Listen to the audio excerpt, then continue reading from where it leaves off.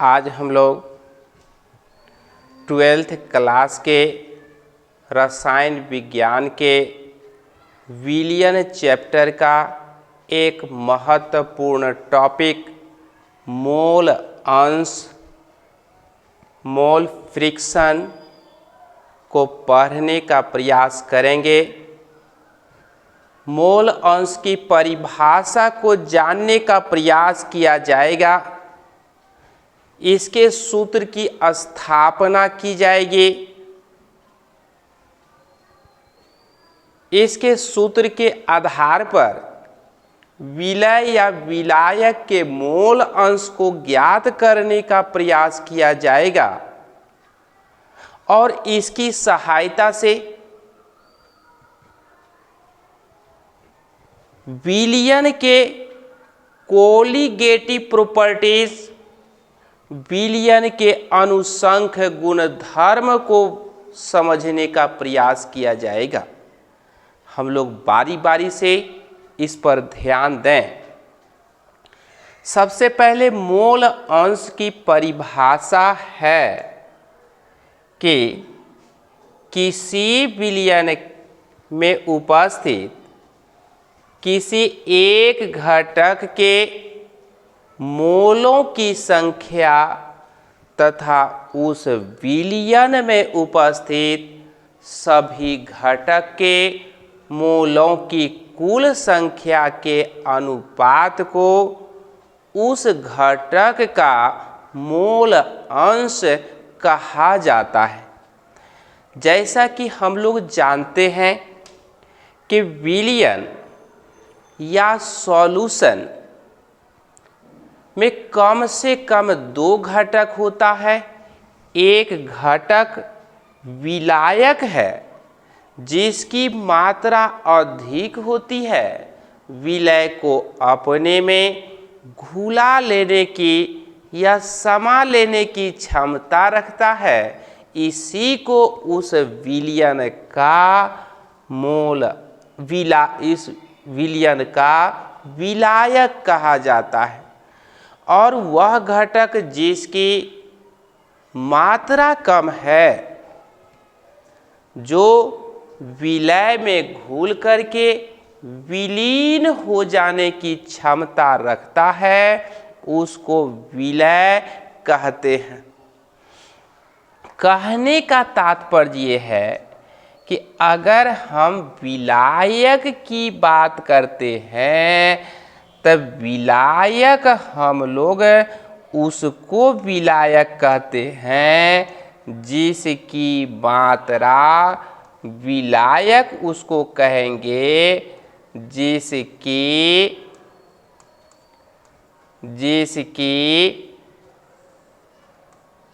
मात्रा अधिक हो।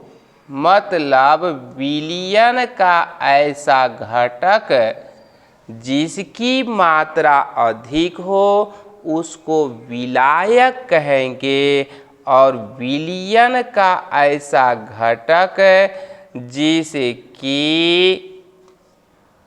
मात्रा कम हो उस घटक को हम लोग विलय कहेंगे। विलयन के घटक विलायक का मोल अंश XA माना जाता है, जबकि विलयन के घटक विलय का मोल अंश XB माना जाता है। उसके बाद किसी विलयन में सभी घटक के मोल अंश का कुल योग 1 होता है। कहने का तात्पर्य ये है कि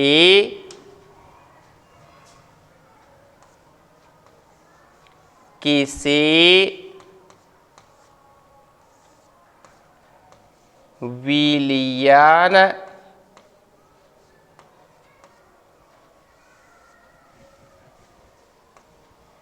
में उपस्थित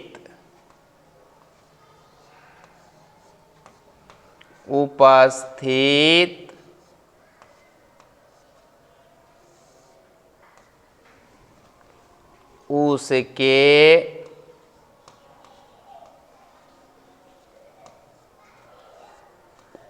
सभी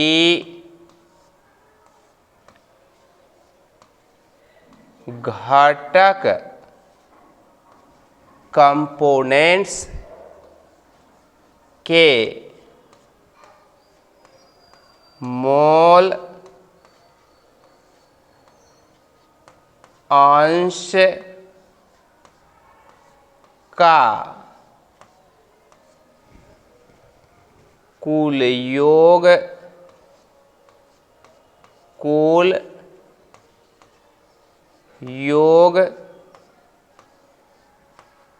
एक होता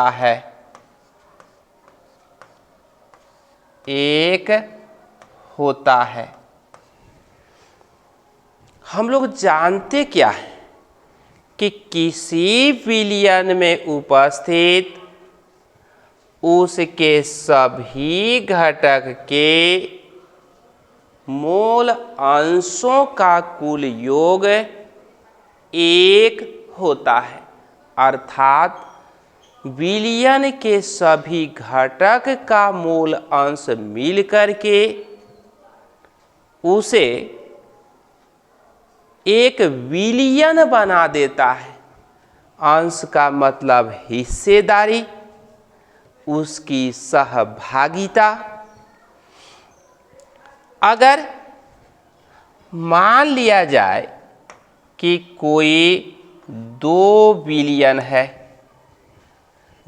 मतलब कोई विलयन है जिसका घटक A और घटक B है, तो इसके मोल अंश का कुल योग x का मोल अंश और b का x a विलायक का मोल अंश x b विलय का मोल अंश बराबर 1 होता है।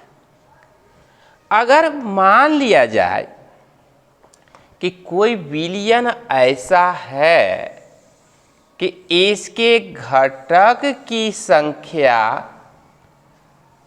3 x a विलायक का मूल अंश है, x b विलय का मूल अंश है, x c भी कोई अन्य विलय है उसका मूल अंश है, तो इसके भी सभी घटक के मूल अंश का कुल योग 1 होगा।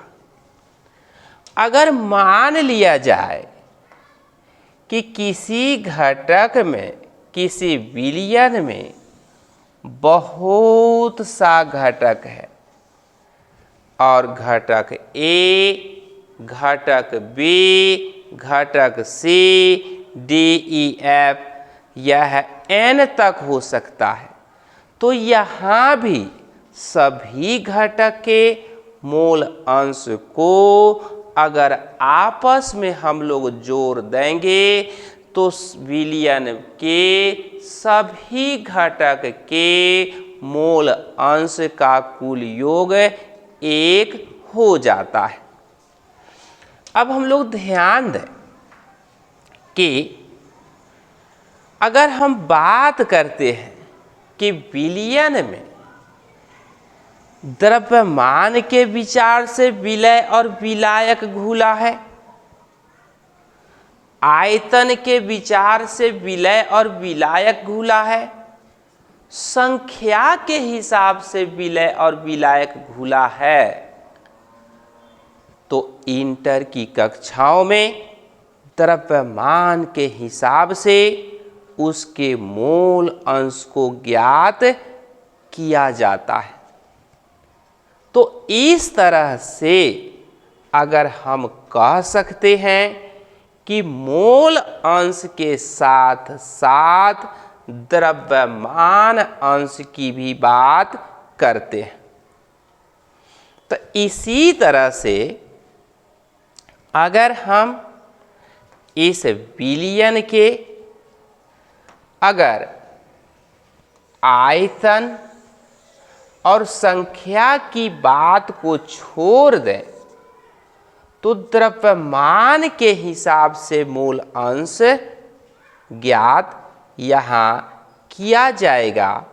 और यहाँ पर हम लोग ध्यान रखेंगे कि जब द्रव्यमान के हिसाब से मूल अंश ज्ञात किया जाएगा तो द्रव्यमान अंश की भी बात होगी।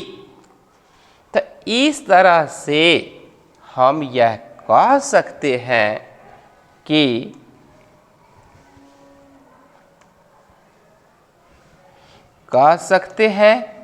मतलब इससे हम लोग द्रव्यमान अंश को भी ज्ञात कर लें।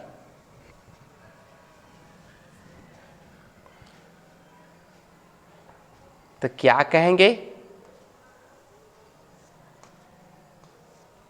द्रव्यमान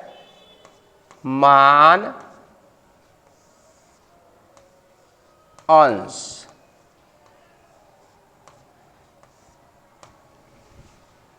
इसका अर्थ है मास फ्रिक्शन। तो हम कह सकते हैं द्रव्यमान के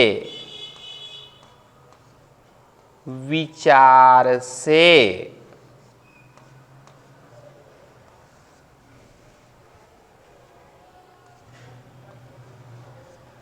विलयन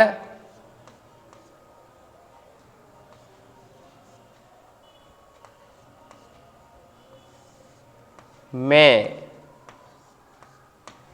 उपस्थित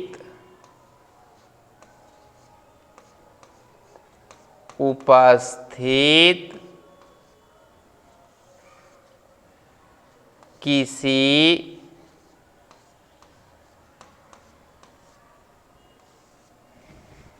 एक घटक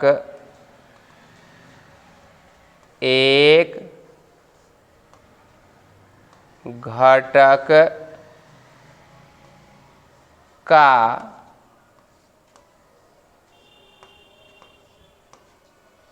द्रव्यमान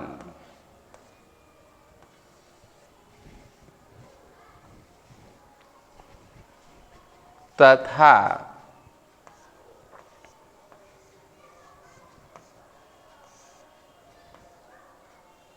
उस विलयन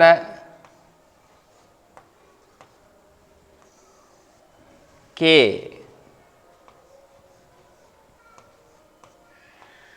कुल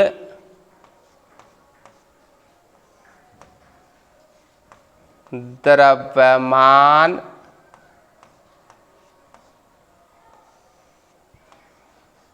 के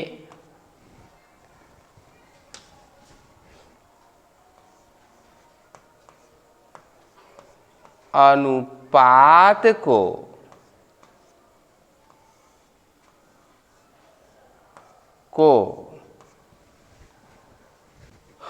उस घटक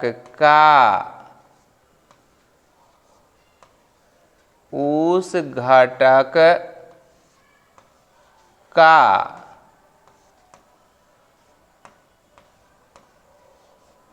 द्रव्यमान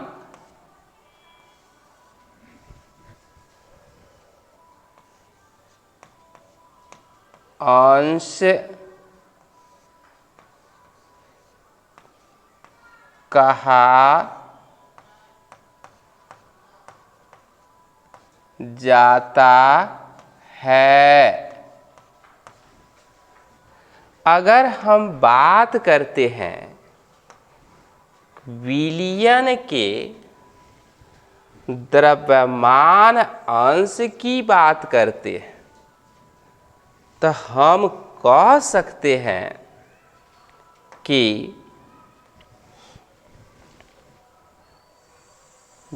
द्रव्यमान के विचार से द्रव्यमान के विचार से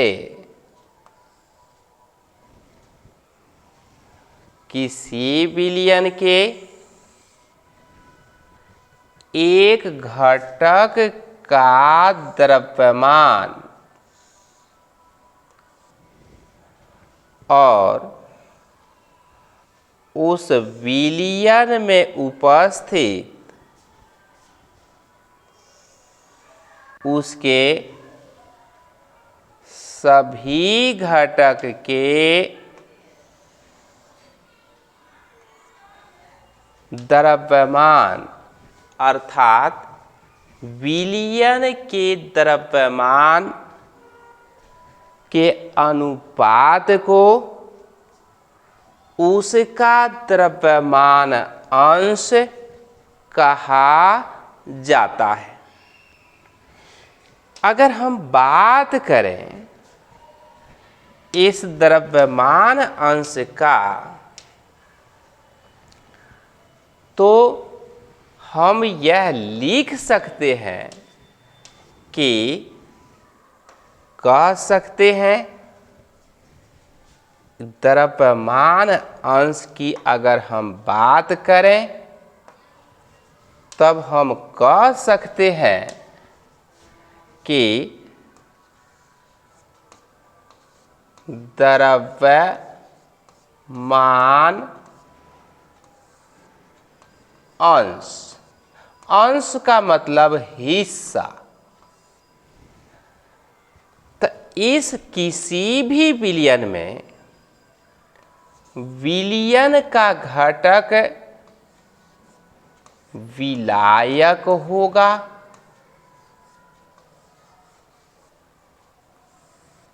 या विलयन का घटक विलय होगा। अब देखिए विलायक को हम सूचित ए से करते हैं, विलय को सूचित बी से करते हैं। तो विलायक का द्रव्यमान अंश और विलय का द्रव्यमान अंश, विलायक का द्रव्यमान अंश और विलय का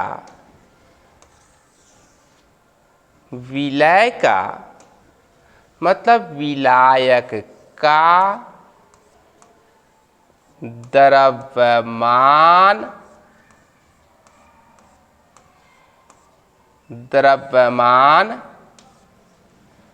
अंश, अंश का मतलब हिस्सा, यह बराबर हो जाएगा WA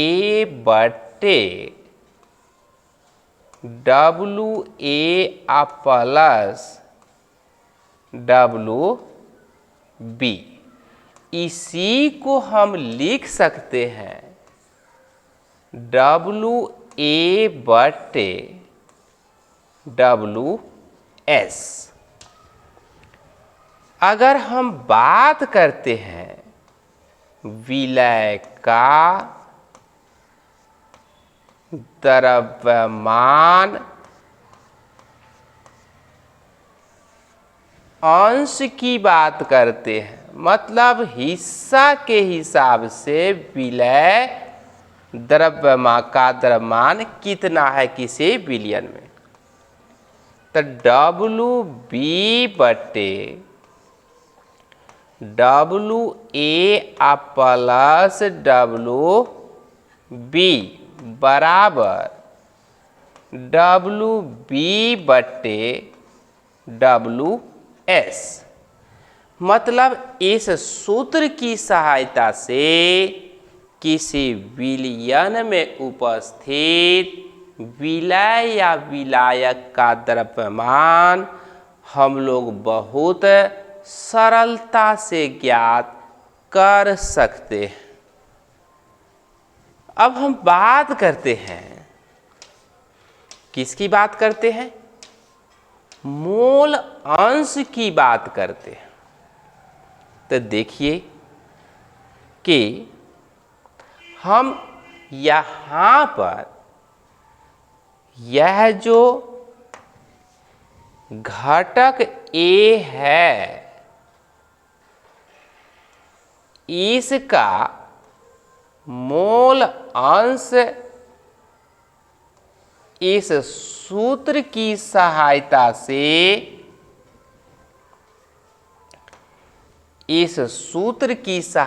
से हम ज्ञात कर सकते हैं।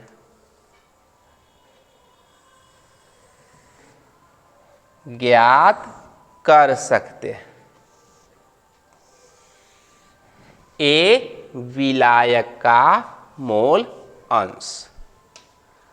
अगर हम इसी में बात करते हैं किसका? विलय, मतलब विलयन की बात करते हैं, और विलयन में विलायक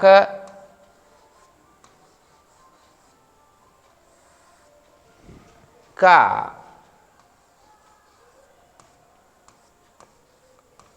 मोल अंश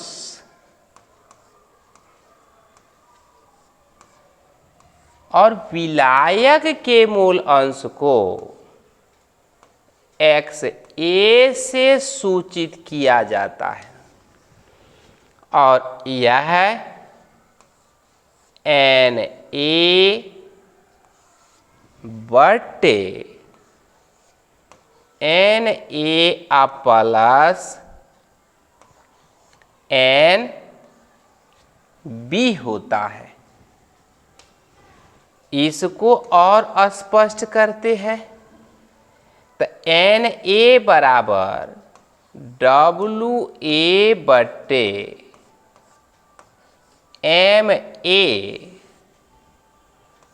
यह WA बटे MA प्लस WB बटे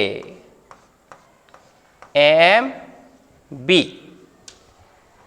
इसी तरह से अगर हम दूसरे घटक विलय की बात करते हैं, मतलब विलय का मोल अंश की बात करते हैं, विलय के मोल अंश की बात करते हैं, तो यह XB बराबर ठीक उसी तरह से NB बटे NA प्लस NB, यह हो जाता है WB बटे MB, और यह हो जाता है उसी तरह से WA बटे MA प्लस WB बटे MB। इसकी सहायता से विलय का मूल अंश ज्ञात करते हैं। X के द्वारा हम सूचित करते हैं मोल अंश को।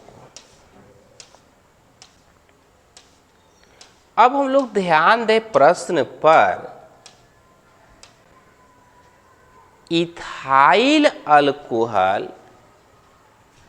तथा एसीटिक अम्ल के 1.5 लीटर 1.5 लीटर विलयन में इथाइल अल्कोहल की मात्रा 1400 ग्राम है तथा एसीटिक अम्ल की मात्रा 100 ग्राम है, तो इस विलयन में उपस्थित विलय तथा विलायक का मोल अंश तथा द्रव्यमान अंश ज्ञात करें। अब ध्यान दिया जाए कि यह पात्र है, इस पात्र में इथाइल अल्कोहल का 1400 ग्राम और एसीटिक अम्ल का 100 ग्राम डाला गया है। चूंकि हम देख रहे हैं, जान रहे हैं, इथाइल अल्कोहल की मात्रा अधिक है, इसलिए यहाँ पर इथाइल अल्कोहल विलायक है, WA से सूचित किया जाता है। एसीटिक अम्ल की मात्रा कम है, इसको विलय मानते हैं, WB से सूचित किया जाता है। और इस तरह से इस सूत्र की सहायता से इसके हम लोग द्रव्यमान अंश और मोल अंश को ज्ञात कर सकते हैं इस सूत्र की सहायता से। जैसा कि यह सूत्र पहले भी लिखा गया है, ताकि हम लोग इसको सरलता से समझ सकेंगे और इसको हम लोग बना भी सकेंगे। अब इसका मान हम रखते हैं प्रश्नानुसार। तो जैसा कि आप देख रहे हैं, WA का मान 1400 ग्राम है, MA का मान 46 ग्राम प्रति मोल है, WB का मान 100 ग्राम है, MB का मान 60 ग्राम प्रति मोल है एसीटिक अम्ल का। तो WA का क्या ज्ञात करना है? अंश ज्ञात करना है, द्रव्यमान अंश, अर्थात विलायक का द्रव्यमान अंश ज्ञात करना है, विलय का द्रव्यमान अंश ज्ञात करना है, विलायक का मोल अंश और विलय का मोल अंश ज्ञात करना है। तो हम जानते हैं कि यह सूत्र है किसका? विलायक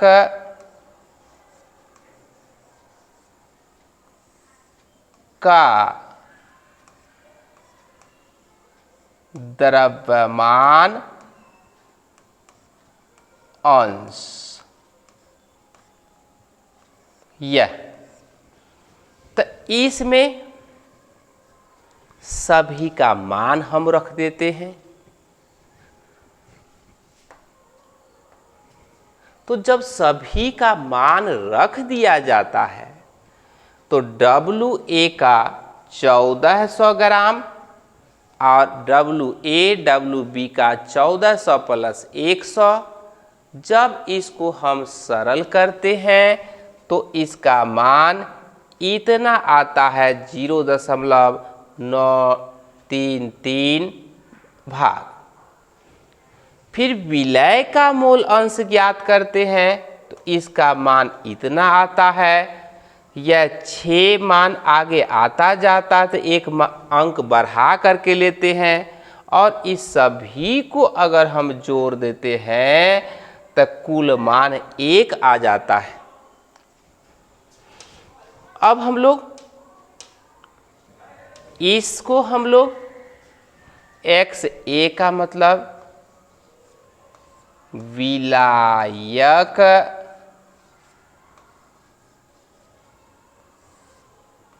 का मोल अंश, इसके लिए यह सूत्र है। और यहां भी सभी का मान रखते, इसको खंडित करते तो यह मान आता है। अब यह बट्टे के बट्टे में गुना भाग करना थोड़ा सा कठिन है, तो विलायक के मोलों की संख्या यह Na का मतलब विलायक के मोलों की संख्या। तो इसका मान 30.43 आता है। ठीक इसी प्रकार से हम इसको भी ज्ञात कर लेते हैं। विलय के मोलों की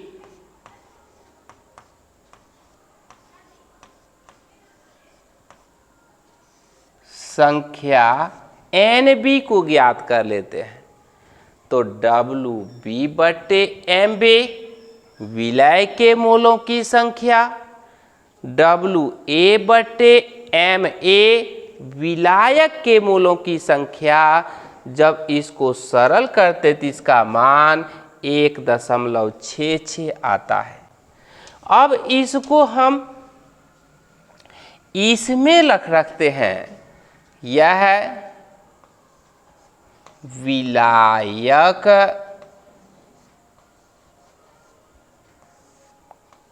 का मोल अंश है। इसको XA से सूचित करते हैं। अब सभी मान को हम रखते हैं तो सरल करके इसका मान इतना होता है, मतलब 0.94। यहाँ पर यह विलय का मोल अंश है। विलय का मोल अंश है। तो इसके मान को रखते हैं और इसको भी जब हम सरल कर देते हैं तो इसका मान इतना आता है, मतलब यह मान आता है। अब इस दोनों को जोड़ देते हैं तो 4 से आगे मान आता जाता है तो एक बढ़ा करके लेते हैं, तो जोड़ने के बाद कुल मोल अंश 1 हो जाता है। तो इस तरह से हम लोग विलयन में उपस्थित विलय तथा विलायक का मूल अंश इस प्रकार बहुत सरलता से ज्ञात कर सकते हैं। धन्यवाद।